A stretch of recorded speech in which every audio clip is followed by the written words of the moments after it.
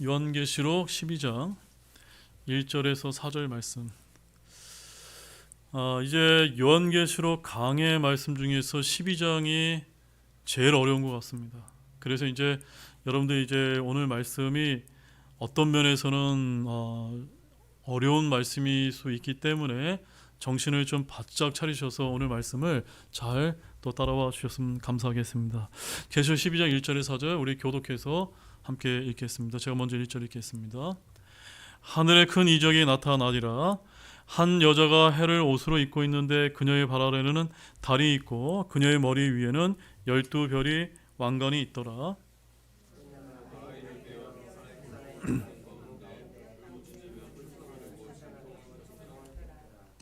또 하늘에 다른 이적이 나타나니라. 보라, 7머리와 10뿔을 가진 큰 붉은 용이 있는데 그의 머리들 위에는 7개의 왕관이 있고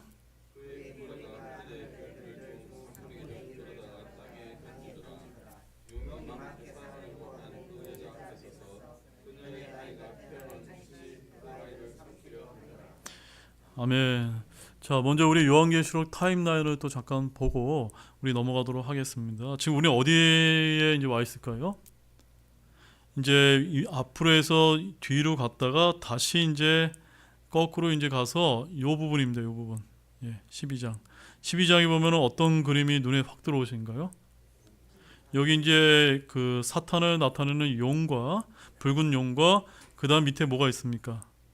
다윗의 별이라고 알려진 이스라엘이 이제 이 사탄에 의해서 핍박당하는 이제 그 내용을 아주 상징적으로 이 그림을 잘 이렇게 이제 묘사해 주고 있는 것입니다. 그래서 이 12장은 이 7년 환란기의 중반 시점에 저 하늘에서 활동하던 사탄 마귀가 붉은 용으로서 이 땅에 쫓겨나와서 누구를 이제 핍박합니까? 이스라엘 이제 민족을 극심하게 핍박을 하면서 그것이 언제까지 이루어집니까? 7년 환란기 후 3년 반 동안 대대적인 이제 박해가 시작되는 말씀이 여기 이제 등장을 하고 있다는 것을 이제 여러분의 그림을 잘 기억하시면서 오늘 말씀을 들으시면 좋겠습니다.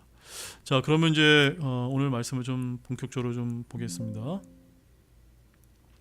자, 오늘 여러분에게 제가 전해드릴 요한계시록 28번째 말씀은 해로 옷 입은 한 여자와 큰 붉은 용이라는 제목으로 말씀을 전해드리도록 하겠습니다. 제목만 함께 읽어보겠습니다. 해로 옷 입은 한 여자와 큰 붉은 용. 자, 여기서 제일 중요한 것은 한 여자가 누구냐는 것이 오늘 이제 계시록 12장의 가장 중요한 해석을 우리가 해야 되는 문제에 와 있고, 그 다음에 이 큰 붉은 용의 존재에 대해서 오늘 이제 우리가 이 말씀을 이제 이해하는 것이 오늘 말씀의 이제 핵심이기 때문에 이렇게 제가 이제 제목을 잡게 된 것입니다. 자, 계시록 12장은 7년 환란기 때의 이스라엘 민족의 처지와 또한 그들의 피난, 그리고 환란기 중에 일어날 사탄과 그 영적 세력의 땅으로의 쫓겨남이 묘사가 되어 있는 말씀입니다. 이 묘사들은 전적으로 이스라엘과 그녀의 박해자 사탄의 대립을 이제 그리고 있으며 결코 교회는 등장하지 않는다는 것을 기억하기 바랍니다. 12장의 주제는 구약에 가보게 되면 욥기서의 주제와 매우 일맥상통하는데, 여러분 욥기서가 몇 장으로 이루어져 있습니까? 42장으로 이루어져 있고 욥기의 주제는 뭡니까? 고난이거든요. 고난. 그런데 한 장을 한 달로 우리가 환산하게 되면 몇 개월인지 아십니까? 42개월이고 계시록 11장에 가보게 되면 42달이 곧 7년 환란기 후 3년 반 기간 동안임을 성경이 이제 알려주고 있기 때문에 바로 이 기간 동안 사탄에 의해서, 큰 붉은 용인 사탄에 의해서 이스라엘이 박해를 당하는 것의 모형이 바로 어느 말씀이라는 겁니까? 욥기서라는 것을 먼저 여러분에게 좀 말씀을 드리면서 오늘 말씀을 이제 시작하고자 합니다. 자, 본문 1절과 2절 말씀을 함께 읽어보도록 하겠습니다. 하늘에 큰 이적이 나타나니라. 한 여자가 해를 옷으로 입고 있는데 그녀의 발 아래는 달이 있고 그녀의 머리 위에는 12별의 왕관이 있더라. 그녀가 아이를 베어 해산의 고통을 겪는 가운데 울부짖으며 출산하려고 진통을 겪더라. 자, 교회에서 2000년 동안 여기 보게 되면 해를 옷으로 입고 있는 한 여자가 누구냐를 가지고 굉장한 논란이 이제 있어 왔다는 점을 먼저 여러분에게 말씀을 드리겠습니다. 대표적으로 이제 그 로마 카톨릭 같은 경우는 이 본문의 1절 말씀을 성모 마리아 숭배 교리로 만들어서 그들은 이 한 여자를 예수님의 모친 마리아라고 이제 이렇게 잘못 해석을 하고 있습니다. 카톨릭은 이 구절과 예레미야서 7장 말씀을 근거로 해서 마리아를 하늘의 여왕이라고 이제 이렇게 부릅니다. 전형적인 카톨릭적 해석인데 예수 그리스도의 모친 마리아는 해로 옷을 입고 달을 밟고 섰거나 12별이 있는 왕관을 쓰고 하늘에 있을까요? 없을까요? 하늘에 있지 않습니다. 우리가 사도행전을 연구해 본다면 마리아는 여느 그리스도인과 마찬가지, 우리와 마찬가지로 특별한 존재도 아니고 또한 지도자도 아니기 때문입니다. 마리아는 몸소 승천하지도 않았고 하늘의 여왕도 되지 않았습니다. 그리고 무엇보다도 계시록은 초림 때에 대한 사건 묘사가 아니라 재림 근처나 환란기 때 있을 사건을 12장에서 말씀하고 있다는 점을 아실 필요가 있습니다. 또한 이 여자는 개신교 신학자들이 주장하듯 교회도 아닙니다. 개신교는 어떻게 해석을 한다고요? 이 한 여자가 교회라고 보는 것입니다. 오늘 한국 개신교의 대표적인 주석서 연구된 내용을 잠시 제가 이제 소개를 해드리면 아래와 같습니다. 자, 우리 옥스퍼드 원어 성경 대적 대전 계시록 11장 1절에 나와 있는 주석 말씀을 함께 한번 우리 읽어보도록 하겠습니다. 요컨대 본절에 묘사된 한 여자는 하나님의 속성을 지니며 시간의 흐름, 즉 역사에 대한 통치의 권세를 소유하고 있고 심지어 12지파가 12사도가 상징하는 바 모든 선택받은 하나님의 백성과 관련된다. 이 여자가 낳은 아들이 예수 그리스도를 가리키는 것이 분명하다 하더라도 이 여자를 문자적으로 해석하여 예수의 모친 마리아로 보아서는 안 된다. 왜냐하면 본장은 하나님께서 요한에게 보여주신 하늘 환상으로 상징적으로 해석되어야만 하기 때문이다. 그러므로 이 여자는 문맥상 하나님의 백성 곧 하나님의 교회를 상징하는 것으로 이해함이 가장 타당하다. 여러분 이해하셨습니까? 카톨릭은 어떻게 본다고요? 문자적으로 잘못 해석해서 예수의 어머니 마리아라고 해석을 하고 또한 일반 교회는 어떻게 해요? 상징적으로 해석을 해서 아니다. 이거는 우리 교회를 얘기한다라고 이렇게 이제 해석을 한다는 점입니다. 거의 대부분의 주석서의 설명이 다 그렇게 되어 있습니다. 그래서 여기 옥스퍼드 설명을 제가 조금 더 말씀드리면 여기 이렇게 주석을 달고 있습니다. 다시 말해서 이 여자는 어린 양의 혼인잔치를 위해 예비된 그의 아내이다. 본문에 언급된 해와 달과 별은 그 자체가 지니는 여러 가지 상징적인 의미와 더불어 신랑 되신 그리스도의 영적 신부인 하나님의 교회, 즉 하나님의 언약 백성이 지니는 영광스러움의 빛을 더욱 부각시킨다라고 해서 이 말만 들어보면 그럴듯하게 이제 주석을 이제 해놓고 있는 것을 알 수가 있습니다. 그래서 이 주장에 의하면 교회가 사내 아이를 출산하는데 그 사내 아이가 하나님의 명령들인 모세의 율법을 지키는 것을 어떻게 설명할 수 있단 말입니까? 설명할 수 있을까요? 교회가 받은 것은 새로운 계명들인데 그들은 예수 그리스도의 명령들을 받았고 하나님의 명령들을 지키는 게 아니기 때문입니다. 계시록 12장 17절 말씀에서 여자의 시중 남은 자들이 하나님의 명령들을 지킨다고 되어 있습니다. 그러므로 여기에 언급된 한 여자가 교회라고 해석하기에는 불가능하다라고 저는 그렇게 보고 있는 것입니다. 창세기 37장 9절과 이제 10절 말씀에 가보면 이런 말씀이 있습니다. 함께 읽어보겠습니다. 또 그가 다른 꿈을 꾸고 그 꿈을 자기 형들에게 구하여 이르되 보소서 내가 또 꿈을 꾸었는데 보소서 해와 달과 11별이 내게 경의를 표한나이다 하고는 그 꿈을 자기 아버지와 형들에게 구하매 그의 아버지가 그를 꾸짖으며 그에게 이르되 내가 꾼 이 꿈이 무엇이냐 나와 내 어머니와 내 형제들이 참으로 가서 땅에 엎드려 내게 절하겠느냐 하니라. 이 꿈은 누가 꾼 꿈입니까? 요셉이 꾼 꿈입니다. 그래서 여러분 창세기에 나와 있는 이 요셉이 꾼 본문의 내용과 오늘 방금 전에 읽었던 계시록 12장의 유일한 차이점이 뭔지 아십니까? 차이점? 해와 달은 똑같고 별의 개수가 다릅니다. 창세기에는 11개의 별이 나오고 계시록에는 12개의 별이 있고 나머지는 똑같습니다. 자, 그럼 이 구절에서는 해는 누구를 뜻할까요?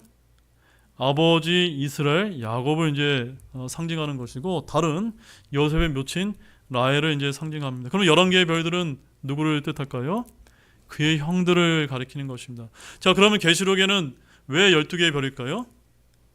요셉이 빠졌기 때문인 것입니다. 그래서 요셉은 12번째 형제이기 때문에 계시록 12장에서는 별 하나가 더 들어가는 것입니다. 따라서 이 여자는 의심할 바 없이 하나님의 아내 이스라엘이라는 것을 우리가 알 수가 있는 것입니다. 여자는 개신교가 주장하듯이 교회도 아니고, 또한 천주교가 주장하듯이 마리아는 더더욱도 아닌 것입니다. 그런데 이 여자가 아이를 출산하려고 하는데 사내 아이는 1차적으로 예수 그리스도에 적용 가능한 것처럼 보입니다. 만약 이 구절을 마리아에게 적용하고자 한다면 2절에만 그것이 적용 가능하다는 말씀을 드립니다. 예수 그리스도는 창세기 3장 15절에서 여자의 씨로 불리는데 이스라엘은 주 예수 그리스도를 낳기 때문에 일단 적용 가능한 것처럼 보이기도 합니다. 자, 본문 3절과 4절 말씀을 보십시오. 함께 읽어보겠습니다. 또 하늘에 다른 이적이 나타나니라. 보라, 7머리와 10뿔을 가진 큰 붉은 용이 있는데 그의 머리들 위에 7개의 왕관이 있고 그의 꼬리가 하늘의 별들 중 3분의 1을 끌어다가 땅에 던지더라. 용이 막 해상하려고 하는 그 여자 앞에 서서 그녀의 아이가 태어나는 즉시 그 아이를 삼키려 하더라. 자, 이게 3절 말씀에서 가장 이제 어려운 부분이 7머리와 10뿔을 가진 큰 붉은 용이라는 이제 말씀입니다. 자, 10뿔은 여러분이 뭔지 아시죠? 이 마지막 때에 10왕국 가운데서 연합된 왕국에서 적그리스도가 등장하는 그 얘기를 할 때 10뿔이고, 자, 그럼 문제가 뭐냐면요, 7머리가 이제 무엇이냐, 여기에 이제 어려운 해석이 있는 것입니다. 아무튼 7머리 10뿔을 가진 큰 붉은 용에서 이 용이라는 단어는 요한계시록에 총 13번 등장합니다. 몇 번 등장한다고요? 13번 등장하는데 성경에서 13 그러면 매우 불길한 느낌을 주는 숫자라는 것을 여러분 이제 이해하셨죠, 여러분? 그리고 붉은색은 피를 상징하고 죄를 상징합니다. 용은 요한계시록 12장 9절에서 그 이름이 밝혀지는데 마귀요 사탄이요 또한 옛뱀이라고 이렇게 불리고 있습니다. 그래서 본문 9절 말씀을 보십시오. 함께 읽어보시겠습니다. 그 큰 영 즉 저 옛뱀 곧 마귀라고도 하고 사탄이라고도 하며 온 세상을 속이는 자가 내쫓겼는데 그가 땅으로 내쫓기니 그의 천사들도 그와 함께 내쫓기니라. 이 쫓기는 것이 언제 이루어지는 겁니까? 7년 환란기 중반에 사탄 마귀만 쫓겨나는 것이 아니라 그에 따라서 반역했던 모든 천사들도 함께 이 땅으로 내쫓기는 때가 오게 될 것이다 라고 말씀하고 있습니다.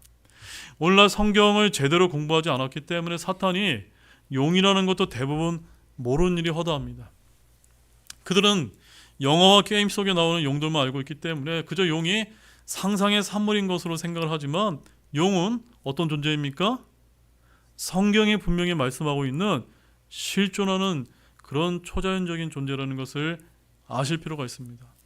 물론 용은 계시록에만 등장하지는 않지만 용의 이름을 사탄이라고 적시한 구절이 여기에 있기 때문에 성경을 믿지 않고 과학과 철학을 따르는 신학자들은 더 이상 계시록을 믿으려 하지 않고 그저 묵시문학 정도로 덮어버리려고 한다는 점입니다.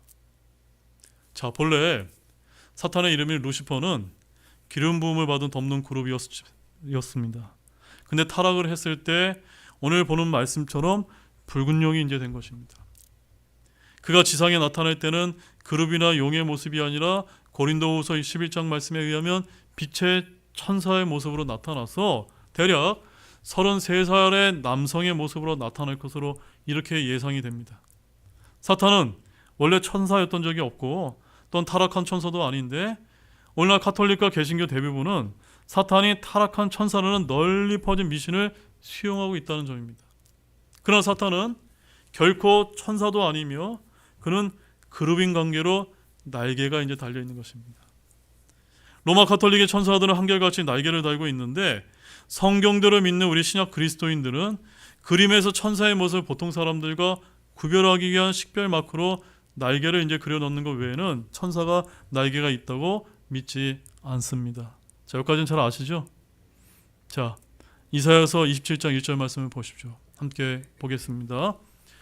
그날에 주께서 자신의 매섭고 크고 강한 칼로 꿰뜯는 뱀 리워야단 곧 저 구부러진 뱀 리워야단을 벌하시고 바다에 있는 용을 죽이시리라.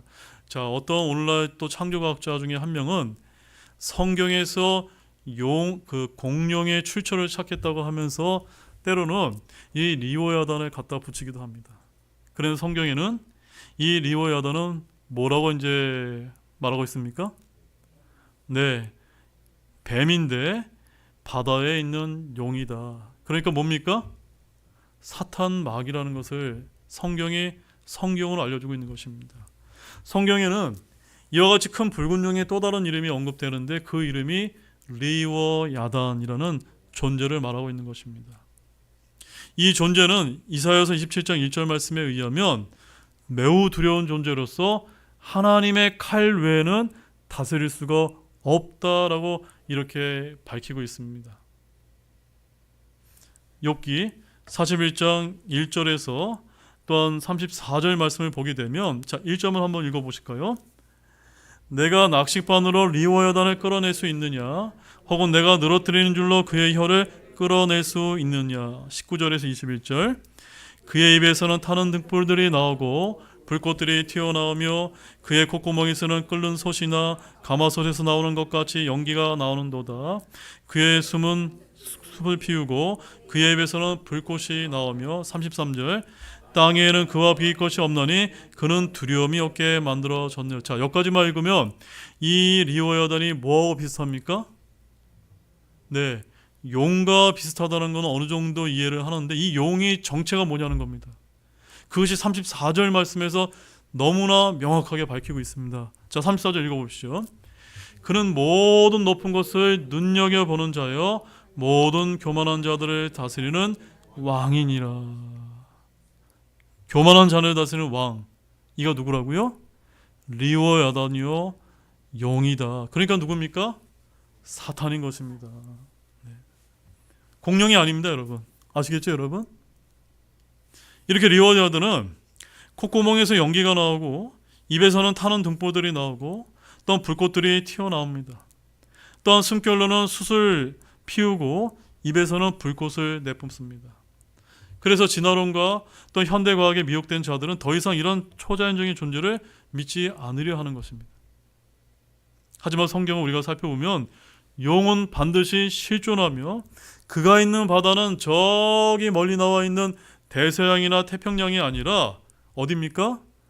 셋째 하늘로 가는 길목에 있는 저 우주적인 바다, 수정과 같은 유리바다라는 사실을 오늘 말씀이 저와 여러분에게 알려주고 있는 것입니다. 이해가 되셨습니까? 에베소서 2장 2절 말씀 함께 읽어보겠습니다. 지나간 때에는 너희가 그것들 가운데서 이 세상 행로를 따라 걸었고 공중의 권세 잡은 통치자 곧 지금 불순종하는 자녀들 안에 활동하는 영을 따라 걸었느니라. 앞선 말씀과도 또한 연결되는 그런 말씀임을 알 수가 있습니다. 자, 사탄은 아담이 타락한 이래 둘째 하늘 아래 세상을 지배해 왔지만 예수님의 십자가 사건 이후로 그의 지배 범위는 어디로 축소된 것 같습니까? 공중으로 축소되어서, 즉 공중하게 되면 저기 지구 대기권을 이제 뜻하는데 이 지구 대기권을 뜻하는 공중으로 축소가 되어서 신약에 언급될 때 사탄은 둘째 하늘의 우주 공간이 아닌 공중의 권세를 잡은 자로 나타나는 것처럼 보이는 것입니다. 물론 사탄은 저기 우주 공간인 둘째 하늘과 셋째 하늘의 물 사이로 아직 돌아다닐 수는 있지만 그는 그것들을 지배하지는 못하는 것일지도 모릅니다. 그리고 사탄의 관심사는 이 세상의 왕국들에 있기 때문에 그는 지구상의 왕국들을 지배하고 있고 또 자기가 원하는 자에게 권세를 주기도 하는 것입니다. 그래서 사탄은 예수 그리스도께 자신이 누리고 있는 세상 권세를 주겠다고 이렇게 실제로 제안하기까지도 했던 것입니다. 에스겔서 28장 14절 말씀에 너는 기름 부음을 받은 덮는 그룹이나, 바로 사탄은 본래 기름 부음 받은 그룹이었다는 사실입니다. 그는 신으로 경배받기를 원하고 빛의 천사와 같았습니다. 예수님께서 몸인 교회를 가지셨듯이 사탄 마귀도 자기 신부인 교회인 로마 카톨릭을 갖고 있습니다. 사탄의 인간 세계에서의 일차적인 활동 영역은 다름 아닌 종교계라는 사실을 아시기 바랍니다. 어디라고요? 종교계입니다. 그래서 우리가 사탄의 활동을 목격하려면 술집에 가거나 까바레나 매음굴로 갈 필요가 전혀 없이 저기 로마의 바티칸 공회나 또한 WCC나 KNCC 같은 이런 종교단체 같은 데 가면 우리가 쉽게 발견할 수가 있는 것입니다. 거듭나지 못한 세상 사람들이 전반적으로 매우 종교적이며 미신적인 것처럼 그들의 아비 사탄도 종교적이라는 사실을 아시기 바랍니다. 본문 3절을 보게 되면 일곱 머리와 열 뿔은 바로 사탄의 왕들이 왕국들을 말하는 것인데, 자, 성경에 이름들까지 주어져 있습니다. 자, 먼저 그 첫 번째 머리가 누구인지 먼저 살펴보도록 하겠습니다. 자, 첫 번째 머리가 누구일까요? 창세기 10장 8절에서 10절 말씀을 보시죠. 함께 읽어보겠습니다. 구스가 니므롯을 낳았는데 그가 땅에서 강력한 자가 되기 시작하였더라. 그가 주 앞에서 강력한 사냥꾼이었으므로 사람들이 이르기를 아무개는 주 앞에서 강력한 사냥꾼인 니므롯 같다 하느니라. 그의 왕국의 시작은 신할 땅에 있는 바벨과 에렉과 아깝과 같네였으며. 자, 여기 보게 되면 그 첫 번째 머리는 누구일까요? 니므롯입니다. 따로 니므롯. 니므롯은 어떤 왕국을 건설했죠? 최초의 그 고대 바벨론 왕국을 이제 건설해서 유명한 자가 되었고, 여러분들이 성경에서 가보게 되면 그 높은 바벨탑을 쌓았던 것과 관련 있는 인물인 것입니다. 바로 사탄이 세상을 지배하려고 처음 사용한 첫 번째 머리는 여기 창세기 10장에 나오는데 니므롯이라는 사실을 아실 필요가 있습니다. 그런데 니므롯이 어디 누구의 아들로 태어납니까?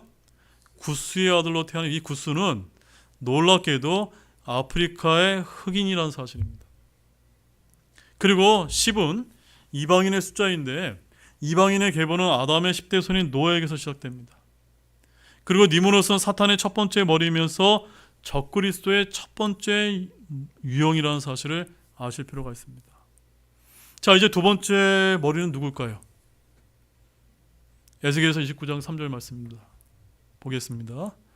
말하여 이르기를 주 하나님께서 이같이 말씀하시니라. 보라, 이집트 왕 파라오야, 내가 너를 대적하노라. 너는 내 강들 한가운데 누워있는 큰 용인데 내가 말하기를 내 강은 내 것이요 내가 나를 위해 그것을 만들었노라 하였더라. 어렵지 않으시죠? 둘째 머리는 누굽니까? 이집트 왕 파라오였습니다. 더구나 성경이 그가 누구라고 표현하고 있습니까? 큰 용이다 라고 했기 때문에 사탄 마귀라는 것을 보여주고 있습니다. 바로 파라오는 사탄의 둘째 머리이며 또한 파라오의 지배를 받는 이집트는 성경에서 세상의 유형이 되는 것입니다. 자, 이제 세 번째 머리는 누구일까요? 세 번째 머리, 이사야서 10장 24절 말씀을 보십시오. 그러므로 주 군대들의 하나님께서 이같이 말씀하시니라.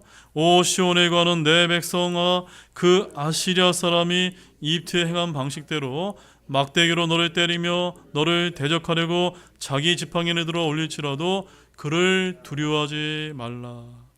그 다음에 이사야서 14장 25절, 즉 내가 그 아시리아 사람을 내 땅에서 쳐부수고 내 산들 위에서 그를 발로 짓밟으리니 그러면 그의 멍에가 그들에게서 떠나고 그의 짐도 그들의 어깨에서 떠나리라. 세 번째 머리는 누굽니까? 그 아시리아 사람. 특별히 누구를 지칭하는 것일까요? 바로 셋째 머리는 아시리아 제국의 사네립 왕을 가리킵니다. 바로 적그리스도는 그 아시리아 사람이라고 여기서 불리고 있습니다.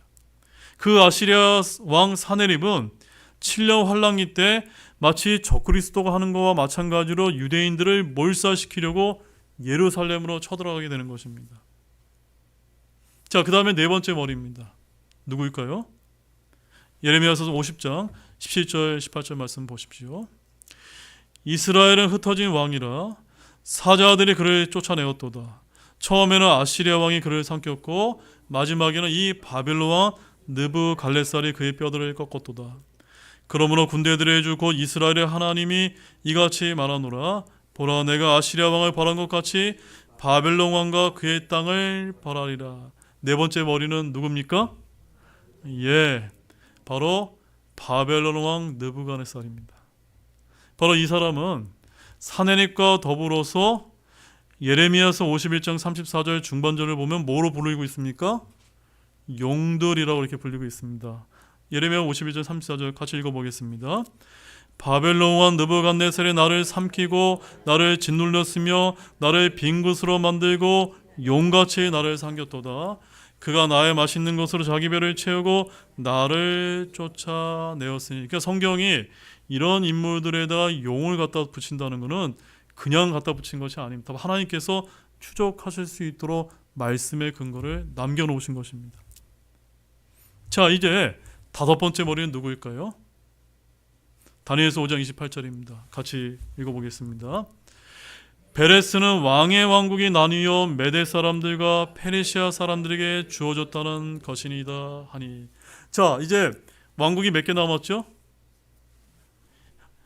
남은 세 왕국에서 다니엘서 2장에 모두 예언되어 있는데, 우리가 이제 큰 신상을 이제 느부갓네살 왕이 꿈꾼 거 기억나시죠?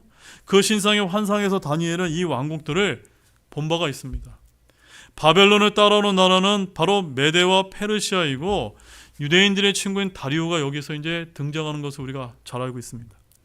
바로 다리오 왕은 이스라엘과 우호 관계를 맺게 되는데, 이것은 7년 환란기 때 마치 적그리스도가 전 3년 반 동안 가짜 평화 조약을 맺어서 이스라엘의 친구인 척하게 되는 것을 예표하고 있는 인물인 것입니다. 그래서 페르시아 왕 다리오가 사탄의 다섯 번째 머리에 해당된다라고 저는 그렇게 이제 보고 있습니다. 자, 그 다음에 여섯 번째 머리는 누구일까요? 다니엘서 8장 5절 8절 21절 함께 읽어보겠습니다. 내가 깊이 생각할 때 보라, 순념소 한 마리가 서쪽에서 나와 온 지면에 다니며 몸을 땅바닥에 대지 아니하였는데 그 염소는 두 눈 사이에 두드러진 뿔이더라. 그 순념소가 심히 크게 되더니 그가 강성할 때 그 큰 뿔이 꺾이고 그것 대신 네 개의 두드러진 뿔들이 하늘의 네 바람을 향해 나더라. 거친 순념소는 그리스의 왕이며 그의 두 눈 사이에 큰 뿔은 첫째 왕이라. 자, 이 여섯 번째 머리는 누구일까요? 그리스의 누굽니까? 알렉산더 대왕입니다. 우리가 다니엘서에서 다 공부하지 않았습니까? 자, 그래서 우리가 이제 모두 이제 정리를 해보게 되면 첫 번째 머리는 누굽니까? 니므롯, 고대 바벨론 왕인 니므롯이고, 두 번째는요 이집트의 왕인 파라오, 세 번째 머리는요 아시리아 왕의 사네립, 네 번째 머리는 바벨론 왕 느부갓네살, 다섯 번째는 페르시아 왕 다리오, 여섯 번째 머리는 그 이름은 성경에 등장하지는 않지만 다니엘서에서 거친 순념소로 등장하는데 바로 그리스와 관련이 있고, 이 인물은 역사적으로 알렉산더라는 것을 우리가 쉽게 알 수가 있기 때문에 예언적으로는 미래의 적그리스도도 여섯 번째 머리 유형과 맞아 들어간다는 것을 알 수가 있습니다. 자, 이제 몇 번째 머리가 남아있죠? 일곱 번째 머리가 남아있습니다. 자, 일곱 번째 머리는 바로 역사적으로 알렉산더의 그리스 제국을 무찌르고 세상 패권을 쥐었으며 예수 그리스도의 초림 때 존재했던 어느 제국일까요? 로마 제국을 이제 말해주고 있는 것입니다. 그래서 비록 우리가 역사적으로는 로마 제국은 멸망을 했지만, 제가 이제 계시록 강해와 그 다음에 신학교 강해 말씀을 통해서 마지막 때 그 로마 제국이 어떻게 된다고 말씀드렸죠? 다시 이제 부활한 로마 제국이 되어서 열 왕국 가운데 적그리스도가 등장한다라고 말씀을 드리지 않았으면, 그 머리가 몇 번째 머리입니까? 일곱 번째 머리라고 우리는 이렇게 이제 성경을 통해서 알 수가 있는 것입니다. 자, 그런데 본문 4절 말씀을 보게 되면 다시 한번 읽어보겠습니다. 그의 꼬리가 하늘의 별들 중 3분의 1을 끌어다가 땅에 던지더라. 자, 이 말씀은 어렵지 않습니다. 우리가 이제 이미 천사론 마기론 시간을 다 통해서 배웠기 때문에 하늘의 별들은 누구를 가리키죠? 천사들을 가리킨다는 걸 알 수가 있습니다. 따라서 여기서 용이, 붉은 용이 하늘의 별들의 3분의 1을 끌어다가 땅에 던지는데 문자적으로 별들일 수 없고 별이 상징하는 천사를 말하는 것입니다. 계시록 1장 20절에서 7별은 7개의 천사들이요 라고 말씀하고 있고, 또 창세기 6장 1절에서 6절 말씀에 의하면 하나님의 아들들인 천사들이 땅으로 내려와 사람의 딸들인 여자들과 관계를 맺고 뭘 낳죠? 거인을 낳았던 것처럼 이와 유사한 일들이 언제 다시 일어나는 것입니까? 칠년 환란기 때가 되게 되면 칠년 환란기 중반 때 하늘의 마귀와 또한 그를 따랐던 반란했던 천사들이 이 땅에 내려오는 것을 예시에서 보여주고 있다라고 우리는 이렇게 볼 수가 있는 것입니다. 그들이 땅으로 되돌아올 때 마치 외계에서 온 신인류처럼 행사할지 모릅니다. 사도행전 14장에 가보게 되면은 당시 사람들이 사도 바울과 실라를 보고 뭐라고 이제 불렀는지 아십니까? 외계에서 온 신들이 아니냐라고 해서 그들에게 엎드려서 경배를 하려고 했었다는 점입니다. 사도행전 14장 11절 말씀 보십시오. 바울이 행한 일들을 사람들이 보고 목소리를 높여 루가오니와 말로 이르되 신들이 사람들의 모양으로 우리에게 내려왔도다 하며, 신들이 누굽니까? 교리적으로 천사들 아닙니까? 타락한 천사들이 이 땅에 온다면 그들은 날개를 달고 오지 않을 것이고 외계의 다른 별들에서 온 사람들이냐 어쩌면 나타날지도 모릅니다. 그들은 초자연적인 천사의 능력을 보여주어서 사람들로부터 찬사를 받고 쉽게 받아들여지게 될 것입니다. 이들은 그리스도인의 환란전 휴거가 일어나서 수백만 아니 수천만 명이 이 땅에서 사라져버린 매우 혼란한 상황과 공황 상태의 세상을 아주 손쉽게 접수하게 될 것입니다. 그리고 기적과 은사를 행해서 그 당시 거짓 종교인들의 지지를 받게 되는 것입니다. 문제는 이들은 거룩한 천사들이 아니라 어떤 천사들입니까? 반역한 사탄의 천사들이라는 점입니다.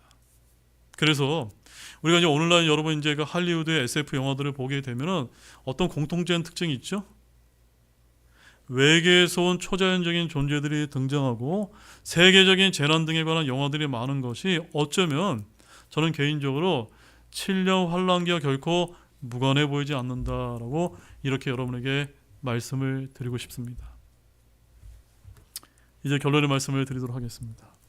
자, 12장부터는 후 3년 반 동안 일들을 주제로 이제 다루고 있는데 11장이 두 증인이 42달 동안 예루살렘에서 대언하면서 이때 이스라엘이 광야로 도망을 가서 주님께서 예비한 처소에서 부양을 받는 내용이 나오는 반면에 12장의 주제는 환란기 때 이스라엘의 모습을 보여주고 있습니다. 즉 후 3년 반 동안 이 땅에 있는 이스라엘들은 어떻게 환란기를 통과할 것인가가 주제가 되는 것입니다. 교회가 광야로 도망가서 한때와 두때와 반때를 부양받는 것이 아니라는 점을 아시기 바랍니다. 아무튼 이 계시록 12장의 말씀은 말도 많고 설도 많은 장으로 매우 유명합니다. 많은 사람들이 가장 다루기 힘든 장으로 말합니다. 계시록 12장은 한 여자가 누구인지, 한 사내아이가 누구인지 교파별로 성경 교사들마다 해석과 의견이 서로 다른 그런 장 중에 대표적인 장입니다. 그러나 성경 해석은 항상 성경이 하게 됨을 믿으시기 바랍니다. 우리가 성경을 공부하고 해석하는 방법은 성경과 성경 말씀을 비교함으로써 본문이 스스로 해석하게 하는 것을 공부하는 것입니다. 따라서 성경의 의미를 정의하고 규정하는 것은 사람들이 아니라 성경이 말하는 바를 듣고 깨달아 믿고 순종해야 하는 사람들임을 믿으시기 바랍니다. 따라서 많은 이들이 성경의 어휘를 스스로 정의하고 해석하려고 하는데 성경의 해석자는 성령님이요 하나님 자신임을 믿는 저와 여러분이 되시길 원합니다.